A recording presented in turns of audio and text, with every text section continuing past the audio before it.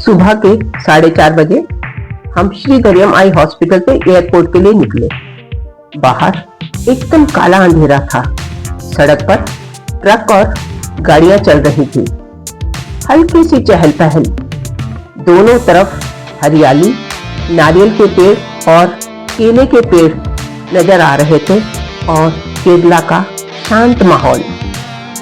और फिर हम एयरपोर्ट के अंदर प्रवेश किया और ठीक 1 घंटे की लंबी ड्राइव के बाद ठीक 5:30 AM पर हम एयरपोर्ट के डिपार्चर गेट पर पहुंच गए। एयरपोर्ट की लंबी सड़क क्रॉस करने में हमें कुछ समय लगा। सामने कोची एयरपोर्ट और हम पहुंच गए डिपार्चर गेट पर।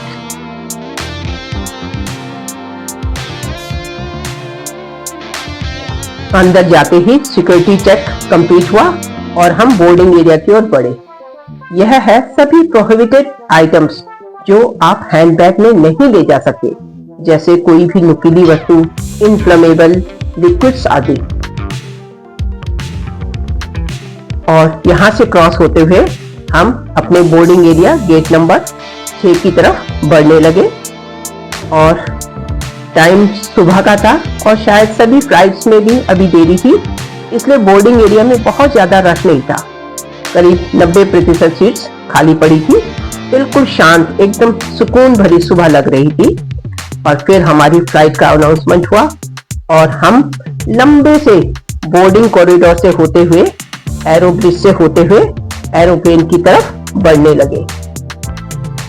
बोर्डिंग पास चेक होने के बाद हम एयर इंडिया के प्लेन के अंदर एंटर हुए।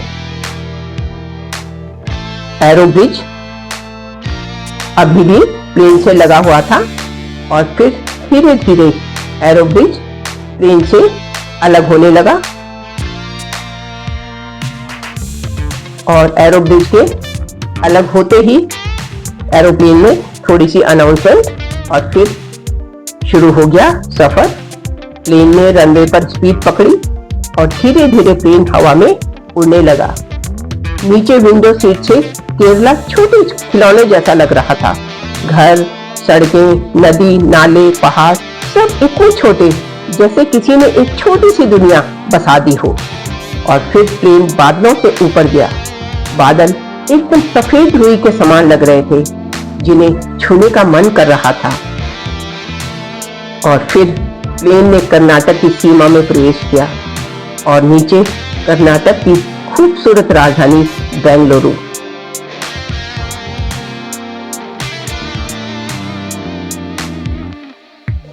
जैसे जैसे प्लेन बेंगलुरु के ऊपर से गुजर रहा था, नीचे सब कुछ एकदम खिलौने जैसा लग रहा था। एकदम छोटे छोटे मकान, सब कुछ एक मिनिएचर दुनिया जैसा। कैसी लगती होगी हमारी धरती जब उसे स्पेस से देखा जाता होगा। लेकिन जैसे जैसे प्लेन आगे बढ़ता गया और उसकी हाइट धीरे धीरे कम होने लगी, वैसे वैसे नीचे की दुनिया साफ होती चली गई।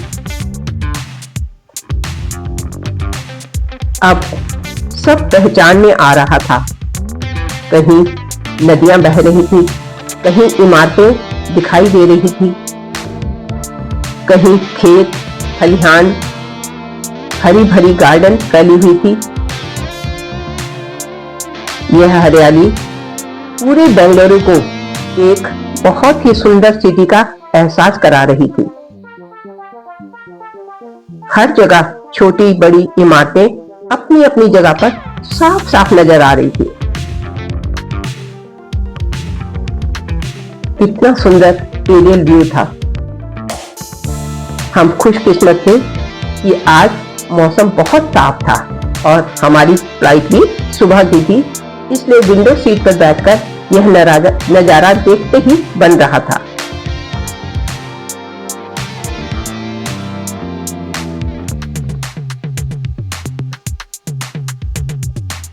थोड़ी सी इमारतें और फिर एकदम हरियाली, फिर थोड़ी सी आबादी और फिर हरियाली।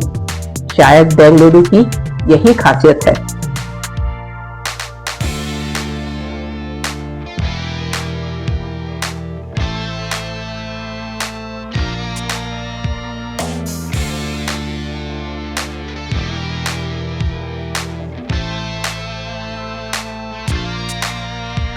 चारों तरफ फैली हरियाली ही हरियाली और उनके बीच में बसी छोटी छोटी इमारतें जो किसी बेबी डॉल हाउस की तरह लग रहे थे।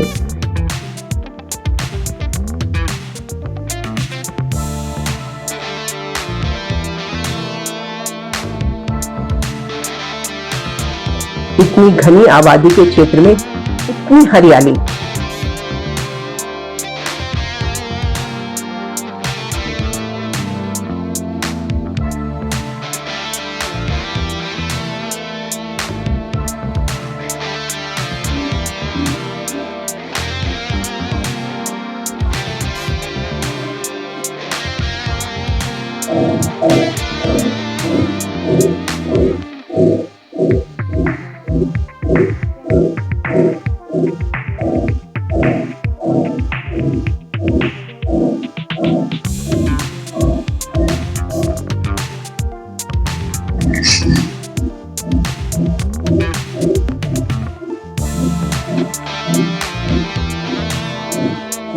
पूरा बेंगलुरु एकदम ग्रीन सिटी की जैसा लग रहा।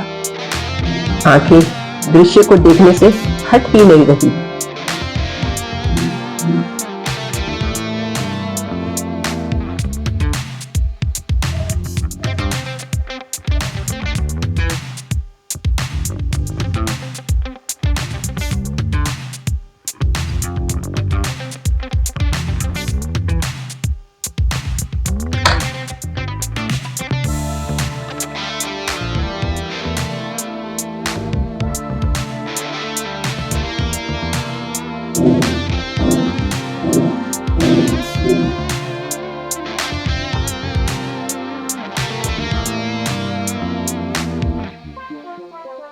शायद यह बेंगलुरु का आउटर स्कर्ट है।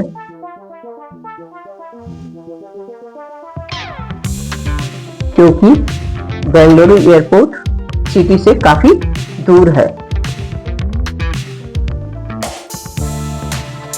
बीच बीच में सफेद बादल भी अपना स्थान बनाते हुए, और देखिए कैसे धीरे धीरे यह छोटी छोटी इमारतें अब थोड़ी सी बड़ी नजर आने लगी है। जो लोग शायद बेंगलोर रहते होंगे वो पहचान सकते हैं इन जगहों को, इन स्थानों को और इन इमारतों को भी।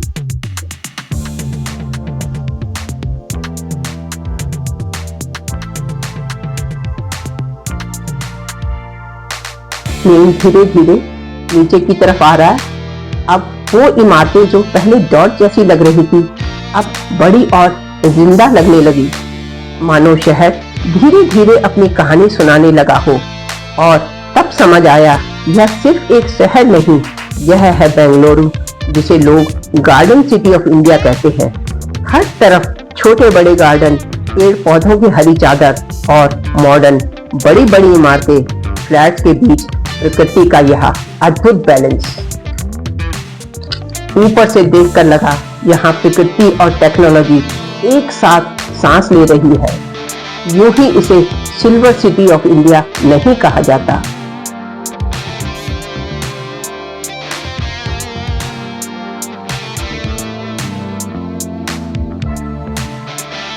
धीरे धीरे प्लेन की स्पीड कम होने लगी और वह नीचे की तरफ बढ़ने लगा। हाईवे, सामने फैले मैदान, अद्भुत नजारा।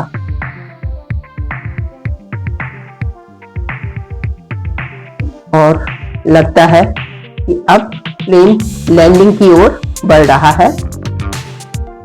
और प्लेन ने लैंडिंग शुरू की और थोड़ी ही देर में हम भी बेंगलुरु की जमीन को छू लेंगे।